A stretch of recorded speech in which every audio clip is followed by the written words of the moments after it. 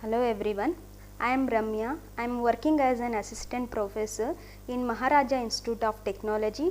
I am going to handle Unix system programming for the 7th semester. So before going to any subject, so let us know what this subject is, so when it came into exist and why we need to study this subject. So first thing, what this Unix system programming is. So Unix system programming is nothing but it is a multi-user. It is a what? It is a multi-user, multitasking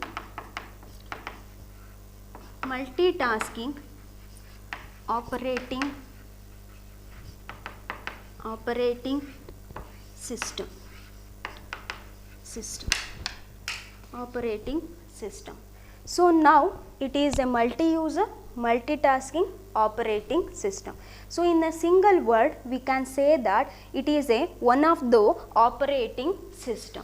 So we know that what is operating system, right? So operating system is nothing but what? Which provides a interface between the what? Between the hardware and the user, right? So this is what the operating system. So now how this Unix operating system is different. Now the Unix operating system is going to make use of two important agencies. One is kernel and the another one is a shell. Now how this architecture is looks like. First one, it is a hardware. Second, we are having the kernel. Next, the shell.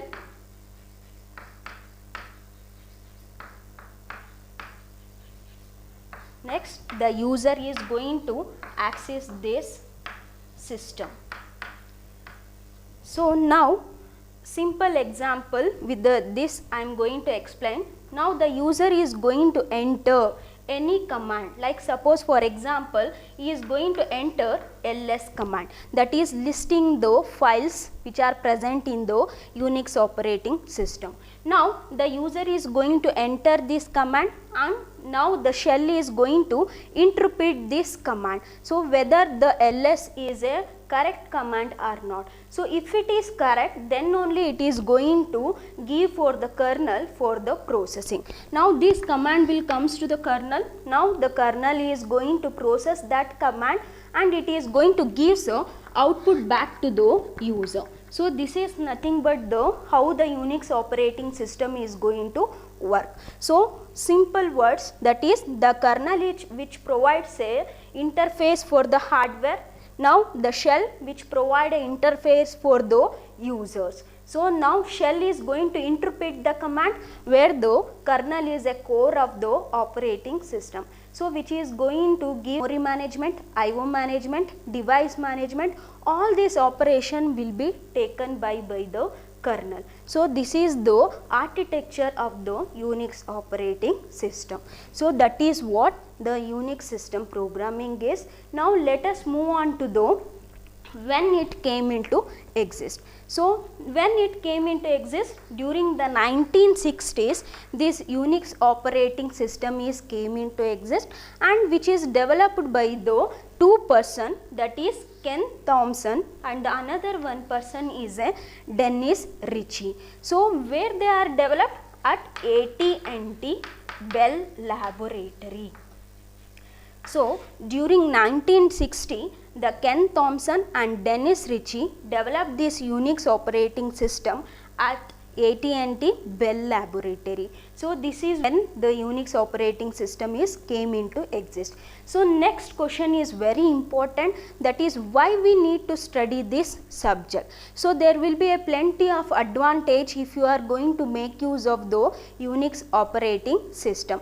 So now the what is the advantages? First we see this definition, that is multi-user. The multiple user which is allows the multiple user to access this Unix operating system at the same time. That is, see here the 3 person is going to access this Unix operating system at the same time. So that is nothing but the multi-user. So next one, what is multitasking Tasking, we know that more than one operation, more than one task can be done by the user at the same time. So now we can say that it is a multi-user, multitasking operating system. So that is what the advantage. Next one. So other than that, the one more important advantage of Unix operating system is nothing but it is a open source. What it is?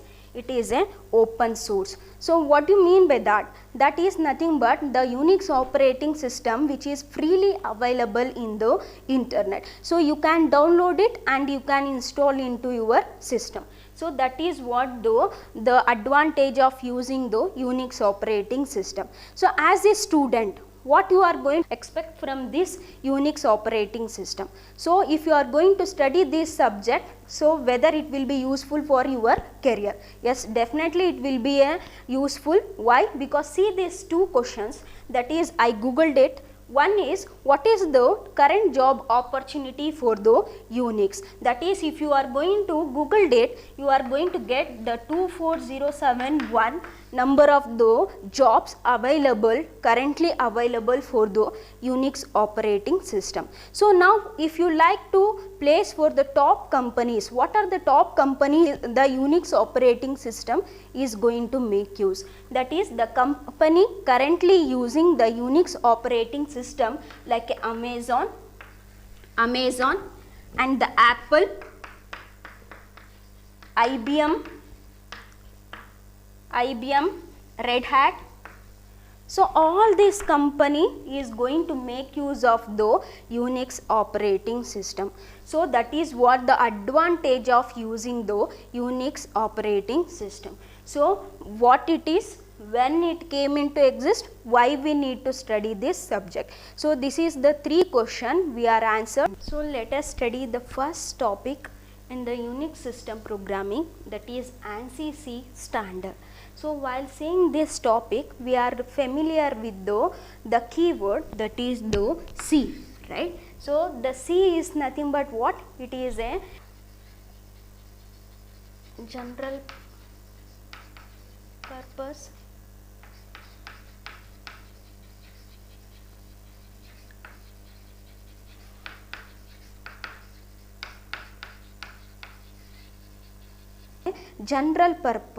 procedural computer programming language. So this is the oldest language till we are using, right?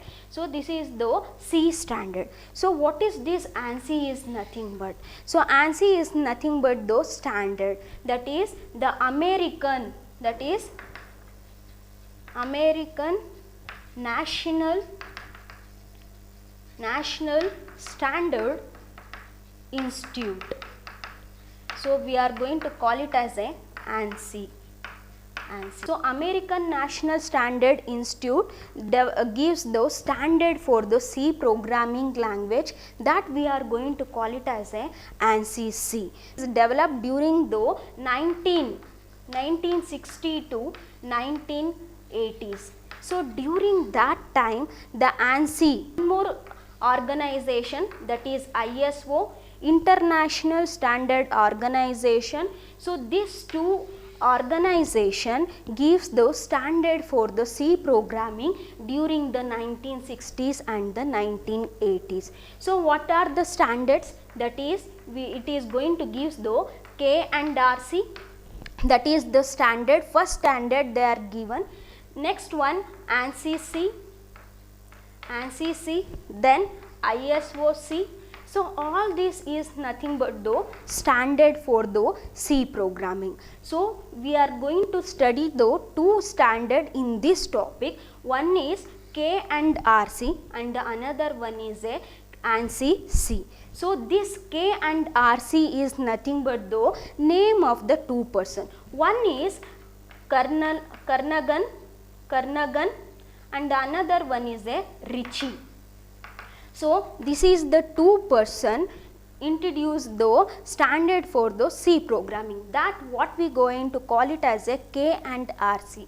So next standard is ANSI C, that is American National Standard Institute C, ISO International Standard for the organization, that is C. So ISO C. So out of this 3 we are going to study though what is the difference between the K and RC and the ANSI C. So what is the difference, that is difference between K and RC and ANSI C. So this is what we are going to study under this topic, that is the ANSI C standard. So in this we are having the 4 important differences. One is function prototype and the second one is it is going to support for the keywords const and the volatile data type qualifier. Next one, it is going to support for the wide character and the internationalization, and the fourth difference is it is going to permit the function pointer to be used. We are going to use the function pointer without dereferencing. So this is the 4 important difference between the K and RC and the ANSI C. Now one by one we will see what is the difference between. First one, what it is a function prototype. So the function prototype, so how the ANSI C is going to make use of the function prototype. So that is the ANSI C is going to make use of the C++ function prototype, where the function prototype and the function definition, that is function definition and the function declaration contains what it contains. It contains the return type and the function name and the argument list followed by the function body. So this is the function definition, right? So return type, function name, argument list, and within the parenthesis we are going to write the body of the function. So that is nothing but the function definition. Now how to make this as a function prototype? So that is how to make this as a function prototype. Just make use of this line, that is return type, function name and the argument list. Same line, but it should ends with the semicolon. That we are going to call it as a function declaration. So with the simple example we will see how this is going to be differ from the K and RC. So now the return type, suppose takes the example, that is void foo function with the argument x and then next character y.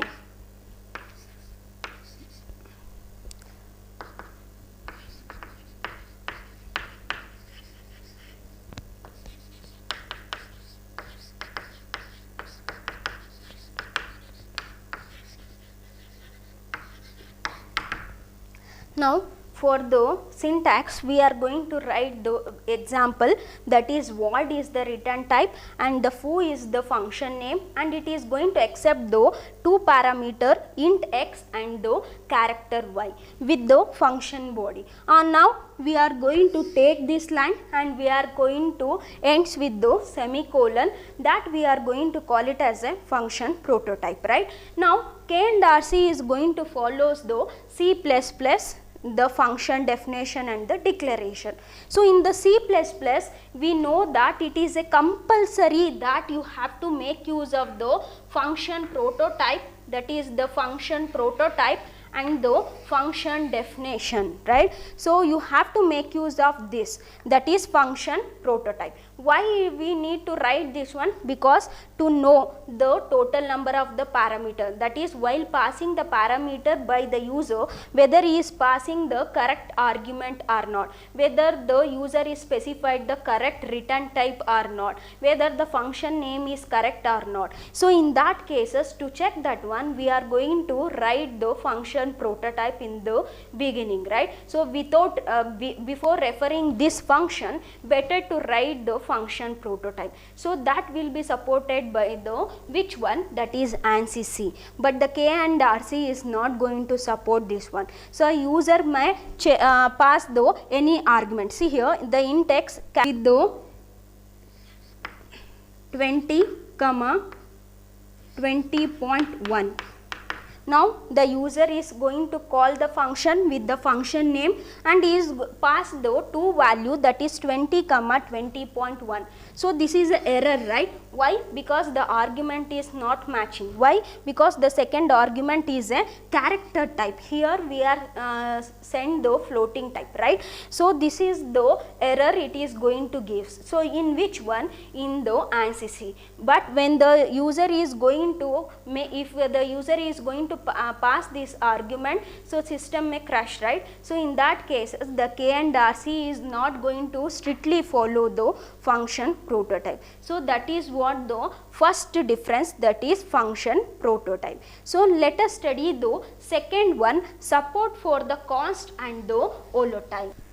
Now let us see the second difference, that is support for the const and the volatile, the data type qualifier. So we are having the keyword, that is const, and the another one is a volatile, right? So this will be supported by both the ANSI C and the K and RC. So let us see what is that constant and the volatile. So what is this const? As the name says that the some value or some data cannot be changed, that is cannot be changed, that is nothing but the const. So volatile, what is that volatile? Some data may change, some data may change. So that is what the difference between the const and the volatile. So let us see with the simple example for the const and the volatile. So see here, the void printf is the function. For that I am going to pass the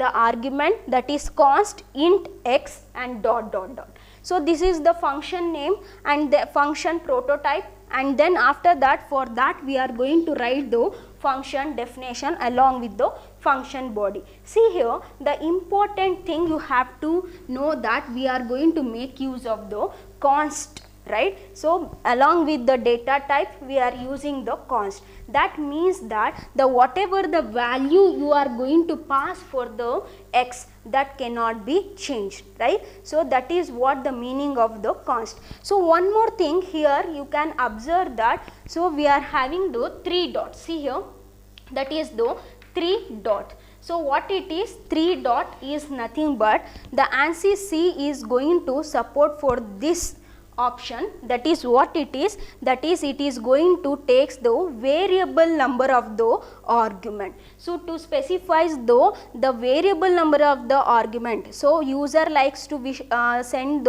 so many argument. So if he does not know what are the argument he likes to pass during the declaration, in that cases you can make use of the dot dot dot. So now this is what the const, the value of the x cannot be changed. So now similar to that we will go for the volatile. So what is this volatile? The some data may change, right? So see here the example, volatile keyword, the data type is character and the star IO port is a variable which is a pointer variable which is going to have the value 0x777. So the port value we are going to assign, right? See here, after this we are specified though two more statement, that is character ch is equal to IO port. So now the ch is equal to IO port. So what is this means that? So if you are going to take the simple one, it is going to think that these two statements are same, right? So that is what the compiler is thinks. But when you are going to specify the IO port is a volatile type, then it is going to takes the so many values. That is means that the compiler is going to think that the IO port is going to take though more than one value, so don't delete though the duplicated statement. So that is what the meaning of this volatile. Don't remove it. So what happens if you are going to pass IO port to the character? That means that you are going to pass though the first byte. Now when the compiler is going to fetch the second statement, that is character is equal to IO port, it is going to assign though the second byte. So the compiler is not going to delete this statement, duplicated statement. So that is what the volatile. This const and the volatile will be supported by both the ANSI C and the K and RC. So that is what the second difference. Now let us see the third difference, that is the support wide character and internationalization. Now let us start with the third differences, that is support for the wide character and the internationalization. So what is this means that, so the ANSI C is going to provide a internationalization by supporting the wide character. So that is nothing but, so it is going to make use of the different format. Suppose for example, if you are going to consider the date and time, so the Indian people, they are going to make use of the format, that is first one date and the second one is month, and then we will go for the year. So this is what we are going to follow, right? So US people, they are going to make use of the different format. So that is nothing but the month is first and the date is second and the next one is year. So in that cases the format is changed, right? So in that cases you can make use of the different format. You can change it by making use of the internationalization. So how it is going to be supported by the ANSI C? So that is nothing but it is going to supported by the most important function, that is set locale function. So what is this set locale function? That is function will be used to change for the format, that is the character, the return type is character and the function name, that is set locale, and we are having the two parameter, one is category and the another one is a locale. Now what is this category, what is this locale? Let's see. See here, the category is nothing but what format you likes to change, whether you likes to change for the date and time, whether you likes to change for the numeric, whether you likes to change for the character. So in that cases, whether you have to change all of this, all these things you can specify in the category parameter. So that is you are going to specify with the LC C type, that is though you can change with the character type. So character, whatever the operation classification is there for the character, you can change it. Now if you like to change for the date and time format, then make use of the LC type. Next after that you can change the numeric, that is LC numeric. So if you like to change all of this, you can have the one more thing, that is LC all. So all this will be used for the category parameter. So now next one, the second parameter is of locale. So what is this locale? Is nothing but we are going to specify the languages. So what type of languages you are going to prefer, that is whether you likes to prefer for the C, whether you likes to prefer for the POSIX, or whether you likes to prefer for the ENUS. So that is all these things you can specify for the locale argument. So this locale argument may going to take the two more value, one is null and the another one is a empty string. So what is that null and the empty string? Suppose we are going to give an example for this function call. So let's start with the character set locale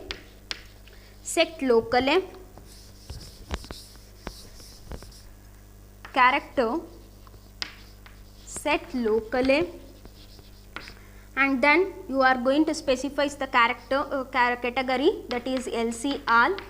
Then you can specify here C. So that means that you are going to make use of the C programming. So you can make use of the POSIX. So you can change it here. So now the locally, as I said, locally is also going to take the two more parameters, the two more values. So that is nothing but the first one, that is null. So what is this null indicate? So if the locally value is null, that means that the set locally is going to return the values, that is whatever the predefined value you are set, that is suppose for example in the previous you are used the C. So in that cases it is going to keep the C as a locally when you are going to give the locally parameter as a null. Suppose if you are going to give the, instead of null you are going to give the empty string. So in that cases the set locally is going to search for the environment variable, that is lang. In the library it is going to search for the environment variable. Now whatever the value which is set for this variable, that will be taken as an input for this locally parameter. So this is how the value will be going to change, that is format you can change by using the set locally. So this will be available in the ANSI C and the C++ and the K&RC also. What this fourth difference is, that is permit function pointer to be used without dereferencing. How to make use of this function pointer? So let us see with the example, that is void foo double xyz comma int x. So there will be two parameter, one is xyz and the another one is x. This is the two argument. Now for that two argument we are going to assign, that is the function foo is going to assign for the function pointer. So how to assign? By making use of the assignment statement. See here the example, the foo is a function which is already defined and declared. Now that will be used for the function pointer. So the address of this function is going to be holds the function ptr. So the function ptr, see here the function ptr holds the address of which one? The function foo. So now this is nothing but the function pointer. We are going to call it as a function ptr is a function pointer. Now how to call this function foo? By making use of the function pointer without dereferencing it. So let us see the example how to call it. Now consider the foo is the function. We are going to call this function by passing the parameter, See, we are called this function foo, function name, and the two argument we are passing. So how to call the same function? By using the function pointer, that is the function pointer fptr. Then we are going to call that one with this. See, the same function we are going to call by using the function pointer, that is funptr. Why? Because which holds the address of the function foo. So this is how you are going to call the function without dereferencing the function pointer. This will be supported, this whole thing will be supported by the ANSI C. But what the K&RCC is? So K&RCC is not going to allow the function pointer to be referenced with the dereferencing. That means that it is compulsory that you have to dereference while calling the function. So how to make it dereferencing? Just use the function ptr with the brackets, then call the function, that is 20.1 comma 2. So this will be allowed only by the K&RC. So the dereferencing is compulsory in the K and RC, but in the ANSI C it is not needed. That is, without dereferencing you can call the function. So this is the four major differences between the ANSI C and the K and RC. So other than this, the ANSI C is also going to support for the few C preprocessor, that is C preprocessor symbols. So now let us see what is C preprocessor symbol. So how to make use of that in our program. So with the simple example we are going to explain the C preprocessor symbols.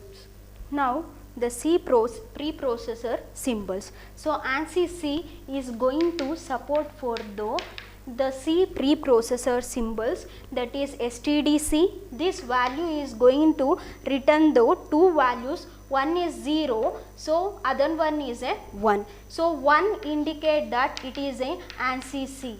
So otherwise it is going to return the value 0. Next it is going to have the line, that is nothing but it is going to return the current line. Now file, which file the currently it is going to make use. Next, date and time. So what is the current date and time? So let us make use of these symbols and we are going to write the simple program. See, if STDC is equal to 0, it means that it is not a ANSI C. Otherwise it is going to display the percentage S, that is the file line and number, and then run at date and time. So now it is, if you are going to run this program, if it is ANSI, it is going to gives the output like C.C, that is ABC.C. Example I took line number, the line 25th at the timings, that is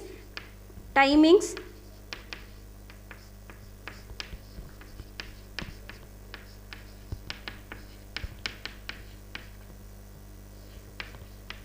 So this is the output we are going to get, that is the file number line 25 at the time it is going to display. So this is how we are going to use the different symbol in the ANSI C. So this is the first topic, ANSI C standard. So we are seeing the four important differences. The first one is nothing but the function prototype. Second one, we are seeing that it is support for the const and the volatile, the data qualifier, data type qualifier. The third, we are seeing that the ANSI C is going to support for the wide character and the internationalization. The fourth difference is it is going to permit for the function pointed to be used without dereferencing. So this is the four important difference between the ANSI C standards. So next class we will continue with the next topics. Thank you.